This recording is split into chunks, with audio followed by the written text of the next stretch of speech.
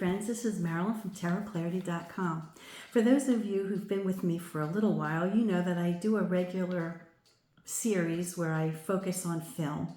And I either do tarot readings to answer the unanswered questions within the film, or sometimes I'll just be featuring a film that featured tarot cards within the film itself.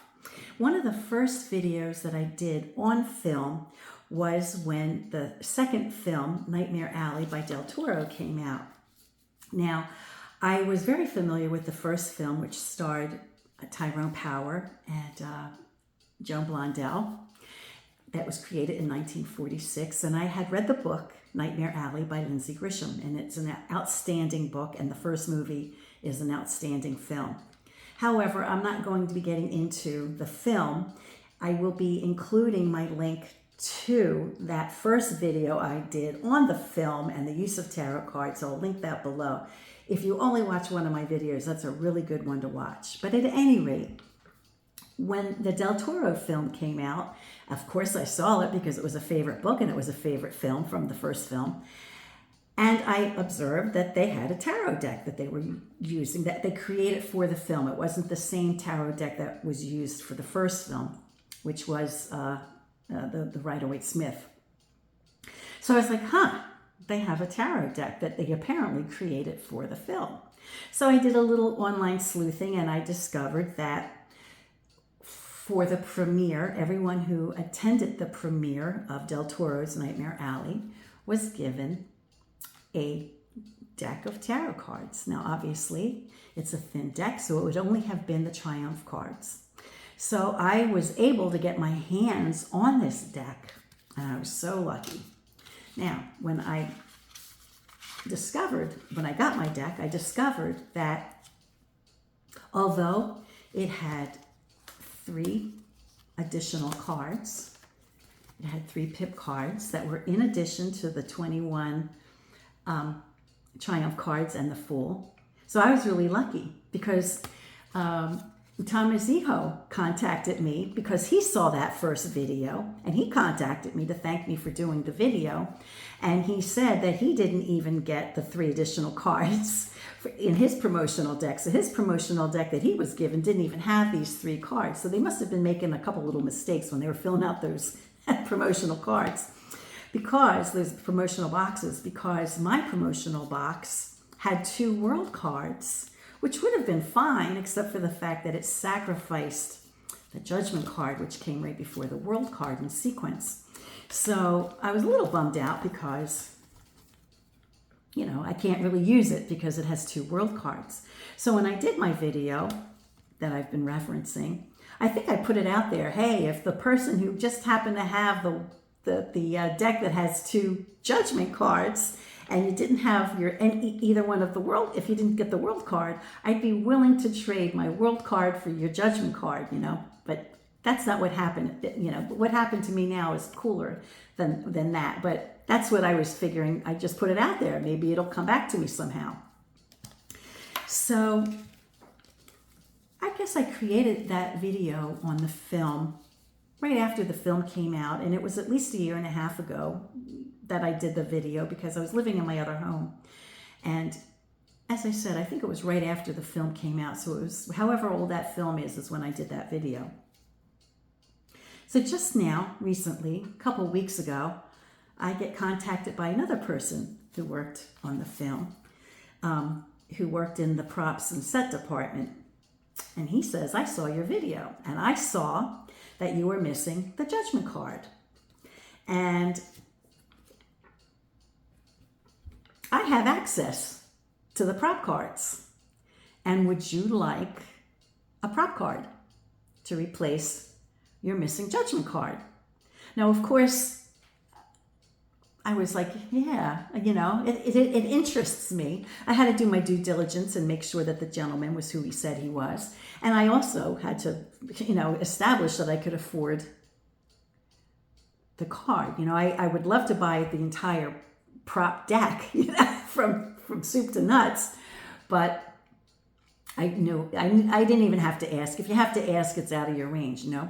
But we agreed on a price for one card, the card that I was missing, which, as I mentioned, if I had to pay that much for each of the cards, I could never afford the deck, you know. But we agreed to one price for the one card, and I kind of figured it's a little bit of a splurge because how often do you get an opportunity to use a prop that's in a film, especially in my line of work, which is tarot? So I was like, yeah, let's do it. So I just received it a few days ago. Now I don't want to show my address or his, but it came, and a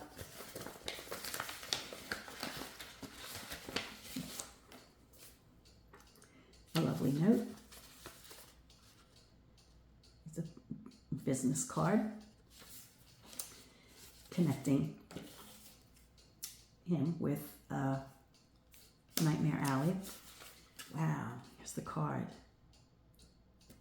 Here it is. Now, one thing in our cards, and I'll compare it with the one that I printed out, because when the way I got this particular card, which obviously I laminated, was after I realized I was missing the judgment card. I went online to just find anybody else who was doing videos of this deck, and I captured the freeze on this, you know, when they did this card, and then I printed it out on my own. But you see the color compared to the others, you know, it sticks out like a sore thumb, which is fine because I'm not trying to pull the shades over anyone's eyes, and it's obviously laminated and quite different from all the other cards, so it's quite different. But at any rate, when you compare it to the prop card,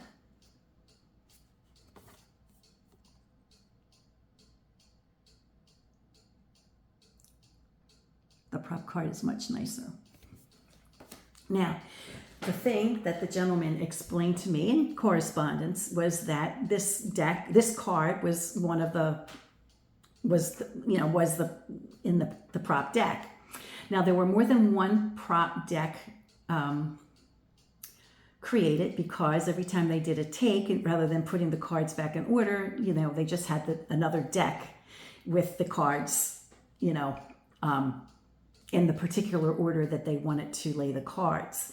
Now, in both films, the Wheel of Fortune was the first card, both in the 46 film and also in the Del Toro film. The Wheel of Fortune was the first card.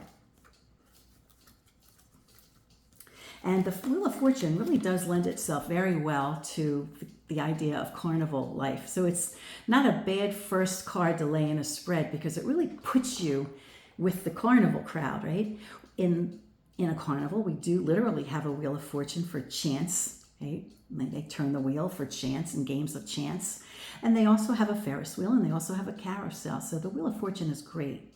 Now, in the first film, the 1946 film, I was able to really see and make out all the cards that were displayed in at least one scene. And I have all that spelled out in the link for the video that I'm putting down below. In the Del Toro film, the cards are flashed so quickly that it's really, and I freeze framed it, you know, and it was really hard to see all the cards that were chosen and to be laid. And they weren't the same as in the first film. So the only card it had in common with the first film was the Wheel of Fortune. And I'll tell you what, these additional cards that I had that other people maybe didn't get in their deck, in their promotional deck, really do lend themselves well to the attitude of the film, because we have heartache and suffering, we have burden, right? You know, and then we have money opportunity. So had any of these three cards been pulled randomly in the deck in a spread, they would have lent themselves well to the plot, you know, which I thought was a very clever thing to only have these three. And I'm not even sure if in the film the judgment card was ever really even laid. It might have been, but it just might have been a card that was in the prop deck, you know. And I love that if you look on the back, which I think I already pointed out is different from the promotional deck, because obviously the promotional deck was for the film. So they would have had the film's name on it, right? But this one would have been used in the film, so they wouldn't have had Nightmare Alley on the card. But you can see how deliberately it was aged because it had to look authentic in the film, right? Zena had been working for the carnival, and she had one tarot deck that she put all her, you know, she put her stake in, right? And it had been with her for years and years and years and years, so it had to look the part. And so this card is successfully dented up. They went through great, you know, they did due diligence to make this card look authentic and like it had been part of a Carney deck. So I'm thrilled to have it. I am really thrilled to have it. Now it is a little larger than the promo deck. Just a tad bit wider and enough taller that I can't really put it back in the box with the promo deck. And it does, because it's larger visually, if I were to use it in a spread, it would, you know, it's visually bigger. And as I mentioned, I don't think I can really get it back in the box.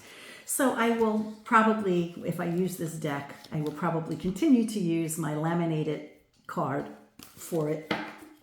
But I'll keep this close at hand. And if anyone ever wants to come see my Nightmare Alley deck, I'll be sure to share this wonderful acquisition that I have, a prop card from the film Nightmare Alley. Until next time, friends, peace. Be as well to others. Be as good to others as you are to yourself, and be as good to yourself as you are to others. Be as good to others as you are to yourself, and be as good to yourself as you are to others. Did that make sense? I hope so. Until next time.